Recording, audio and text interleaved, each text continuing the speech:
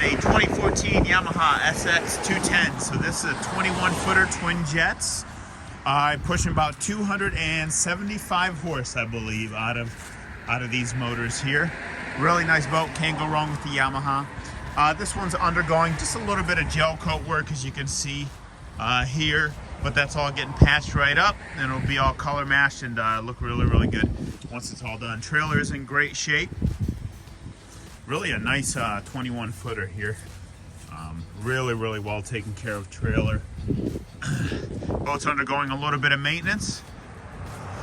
We'll show you a shot of the inside here.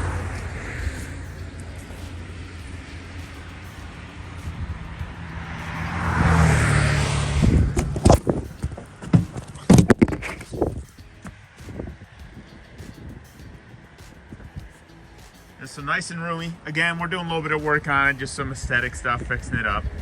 But overall, really, really nice boat. Can't go wrong with the Yamaha jet. Plenty of storage underneath the ski tow locker there. There's the dual jets. Throttle control there.